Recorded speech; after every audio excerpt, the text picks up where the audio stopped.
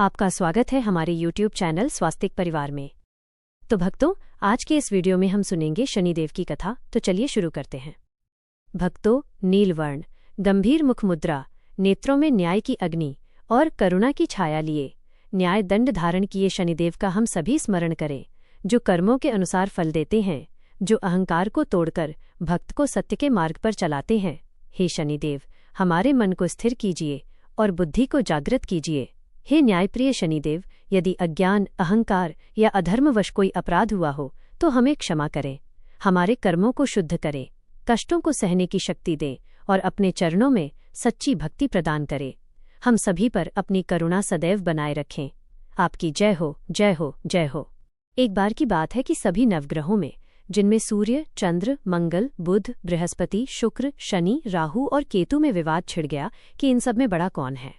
सभी आपस में विवाद करने लगे, लेकिन कोई निर्णय न निकलने पर देवराज इंद्र के पास वे निर्णय कराने पहुंचे। सभी ग्रहों को अपने सामने उपस्थित देखकर इंद्रदेव घबरा गए। फिर उन्होंने निर्णय करने में अपनी असमर्थता जताई, परंतु उन्होंने यह भी कहा, इस समय पृथ्वी पर राजा विक्रमादित्य का राज है, जो कि अति न्यायप्रिय हैं। वे ही इसका निर्णय कर सकते हैं। तब सभी ग्रह एक साथ राजा विक्रमादित्य के पास पहुंचे और अपना विवाद बताया, साथ ही निर्णय करने के लिए भी कहा। राजा विक्रमादित्य इस समस्या से चिंतित थे, क्योंकि वे जानते थे कि जिस किसी को भी छोटा बताया वही क्रोधित हो उठेगा। तब राजा को एक उपाय सूझा। उन्होंने स्वर्ण, रजत, कांस्य, पीतल, शीशा, रांगा, जस्ता, अभ्रक और लोहे से 9 सिंहासन बनवाए और उन्हें इसी क्रम से रख दिया। फिर उन सब से निवेदन किया कि आप सभी अपने अपने सिंहासन पर स्थान ग्रहण करें। जो भी अंतिम सिंहासन पर बैठेगा वही सबसे छोटा होगा। इसके अनुसार लौह सिंहासन सबसे बाद में होने के कारण शनिदेव सबसे बाद में बैठे तो वही सबसे छोटे कहलाए। अब शनिदेव को लगा कि राजा ने ऐसा जानबूझकर किया है, तो वह क्रोध में आकर राजा विक्रमादित्य से बोले, राजा, तू मुझे नहीं जानता। सूर्य एक राशि में 1 महीना, चंद्रमा 2.25 दिन, मंगल 1.5 महीना, बृहस्पति 13 महीने, बुध और शुक्र 1-1 महीने विचरण करते हैं। लेकिन मैं 2.5 से 7 साल तक रहता हूँ। बड़े बड़ों का मैंने विनाश किया है। श्री राम की 7.5 आई तो उन्हें वनवास हो गया। रावण की आई तो उसकी लंका को वानरों की सेना से हारना पड़ा। अब तुम सावधान होकर रहना। ऐसा कहकर कोपित हुए शनिदेव जी वहां से चले गए और तब अन्य ग्रह भी खुशी खुशी चले गए। कुछ समय बाद राजा की 7.5 आई। तब शनिदेव घोड़ों के सौदागर बनकर वहां आए। उनके पास कई सारे बढ़िया घोड़े थे। राजा ने यह समाचार सुनकर अपने अश्वपाल को अच्छे घोड़े खरीदने की आज्ञा दी। उसने कई अच्छे घोड़े खरीदे और एक सर्वोत्तम घोड़े को राजा की सवारी करने दे दिया। अब जैसे ही राजा उस घोड़े पर सवार हुए, वो घोड़ा सरपट वन की ओर भागा और घने जंगल में पहुंचकर वो अंतर्ध्य हो गया। अब राजा भूख प्यास से भटकते रहे। तब एक ग्वाले ने उन्हें पानी पिलाया। राजा ने प्रसन्न होकर उसे अपनी अंगूठी दी और वह अंगूठी देकर राजा अपने नगर को चल पड़े। वहां उन्होंने अपना नाम उज्जैन निवासी वीका बताया और वहां उन्होंने एक सेठ की दुकान में रुककर जलपान किया। कुछ देर रुककर आराम भी किया। भाग्यवश उस सेठ की उस दिन खूब बिक्री हुई। अब सेठ रूप बदले हुए राजा विक्रमादित्य को अपने साथ अपने घर ले गया। वहां पर राजा ने खूंटी पर देखा कि एक हार टंगा हुआ है, जिससे खूंटी निगल रही है। देखते ही देखते थोड़ी देर में पूरा हार गायब हो गया। तब सेठ ने वापस आने पर देखा कि हार तो गायब है। सेठ ने समझा कि वीका ने ही उसे चुराया है। फिर तो सेठ ने कोतवाल के पास उन्हें पकड़वा दिया। अब उस नगर के राजा ने भी राजा विक्रमादित्य को चोर समझकर उनके हाथ पैर कटवा दिए और नगर के बाहर फेंकवा दिया।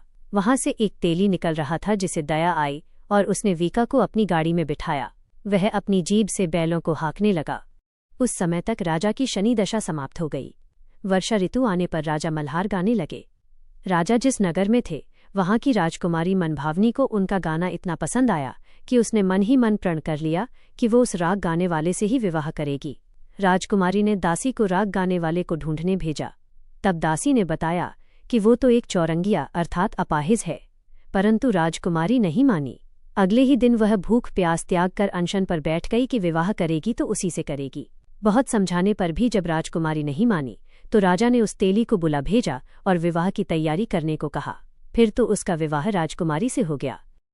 तब एक दिन सोते हुए स्वप्न में शनिदेव ने राजा को दर्शन देकर कहा कि राजन, देखा, तुमने मुझे छोटा बताकर कितना दुख झेला है।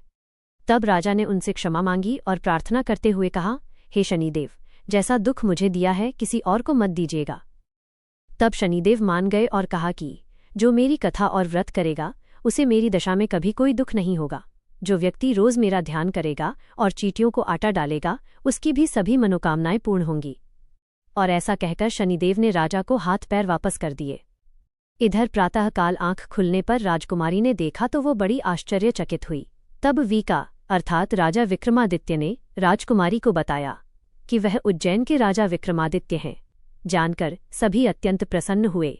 सेठ ने जब सुना तो वो राजा के पैरों पर गिरकर क्षमा मांगने लगा। राजा ने कहा कि यह तो शनिदेव का क्रोध था, इसमें किसी का कोई दोष नहीं। सेठ ने फिर भी निवेदन किया कि राजन, मुझे शांति तभी मिलेगी जब आप मेरे घर चलकर भोजन करेंगे। तब सेठ ने अपने घर तरह तरह के व्यंजनों से राजा का सत्कार किया। सभी ने देखा कि जो खूंटी हार निगल गई थी वही अब उसे उगल रही थी। सेठ ने अनेक मोहरे देकर राजा का धन्यवाद किया। इसके बाद राजा रानी को लेकर अपने राज्य वापस लौट आए, जहां पर उनका खूब धूमधाम से स्वागत किया गया। राजा विक्रमादित्य ने कहा कि उन्होंने शनिदेव को छोटा बताया था, लेकिन वे तो सर्वश्रेष्ठ हैं। तब से राजा विक्रमादित्य के राज में शनिदेव की पूजा और कथा रोज होने लगी। शनिदेव की यह दिव्य और प्रेरणादायक कथा अब पूर्ण होती है। जिन्होंने भी श्रद्धा से इस कथा को सुना उन्होंने न केवल शनिदेव की कृपा प्राप्त की बल्कि अपने पापों का भी क्षय किया। कथा श्रवण का यही संदेश है, जो जैसा कर्म करेगा वैसा फल पाएगा, पर शनिदेव यदि कृपा कर दें तो दुर्भाग्य भी सौभाग्य बन जाएगा। अब आइए हम सब मिलकर शनिदेव से विनम्र प्रार्थना करें। हे कर्मों के न्यायाधीश शनिदेव, हमारे अच्छे बुरे सभी कर्मों को क्षमा कर हमें सही राह दिखाइए। हमारे जीवन से संकट, दरिद्रता, रोग और शत्रुता को दूर कर धैर्य, विवेक, संयम और सफलता प्रदान कीजिए। शनिदेव की कथा सुनने मात्र से मनुष्य को चंद्र दोष, राहु केतु की बाधाएं और समस्त शनि पीड़ा से मुक्ति मिलती है। जो हर शनिवार को इस कथा को सुनते हैं, शनिदेव उनके जीवन की नैया पार लगा देते हैं। ओम शनिय नमः का जाप करते हुए कथा को यहीं विराम देते हैं। हमें उम्मीद है कि आपको हमारा ये वीडियो पसंद आया होगा और इससे आपको हिंदू धर्म, व्रत, त्योहारों और पूजा पाठ से जुड़ी नई व उपयोगी जानकारी मिली होगी। अगर आपको हमारा वीडियो अच्छा लगा हो तो लाइक, शेयर और सब्सक्राइब जरूर करें और घंटी का बटन दबाएं ताकि हमारे आने वाले हर नए धार्मिक वीडियो की सूचना आपको सबसे पहले मिले। फिर मिलेंगे अगले वीडियो में एक नई आध्यात्मिक कहानी और भक्ति भरे संदेश के साथ।